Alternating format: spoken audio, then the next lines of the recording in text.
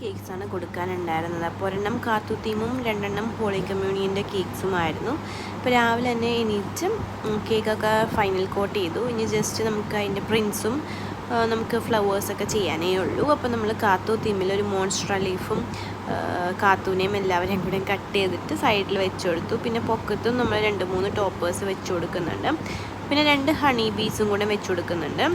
അപ്പോൾ നമുക്കിതിന് റെഫറൻസ് ഒന്നും അങ്ങനെ ഉണ്ടായിരുന്നില്ല. എൻ്റെ ഫ്രണ്ടിൻ്റെ നീസിന് വേണ്ടിയിട്ടുള്ളൊരു കേക്കായിരുന്നു. സോ അത് നമ്മൾ ചെയ്തു, ഡെലിവറി ചെയ്തു. അത് കഴിഞ്ഞിട്ട് ഇത് നമുക്ക് അങ്കമാലി ഏരിയയിലായിരുന്നു കേട്ടോ ഡെലിവറി ഉണ്ടായിരുന്നത്. അത് കഴിഞ്ഞിട്ട് നമുക്ക് പിന്നെ 2 ഉണ്ടായിരുന്നത് എറണാകുളം സൈഡിലോട്ടായിരുന്നു. സോ അത് പോയി വന്ന് കഴിഞ്ഞിട്ടാണ് നെക്സ്റ്റ് കേക്ക് നമ്മൾ കൊണ്ടുവന്നത്. ആ സമയത്താണ് ഞാൻ ഈ 2 കേക്കും ചെയ്തെടുക്കുന്നത്.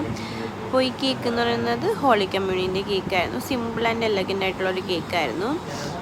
വിപ്പിംഗ് ക്രീം തന്നെ യൂസ് ചെയ്തിട്ടുള്ളൊരു കേക്കാണ്. അപ്പോൾ ഈ കേക്കിൻ്റെ മോഡലാണ് എല്ലാവരും ചോദിക്കാറുണ്ട്, ബട്ടർ ക്രീം ആണോ എന്ന്.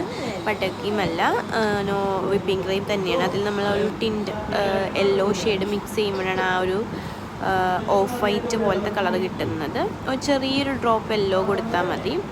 സെയിം ഷെയ്ഡിൽ തന്നെയാണ് നമ്മൾ നെക്സ്റ്റ് കേക്കും ചെയ്യുന്നത്. അതിൽ കുറച്ച് ജിപ്സം കൂടെ വെച്ച് ഡെക്കറേറ്റ് ചെയ്യുന്നുണ്ട്.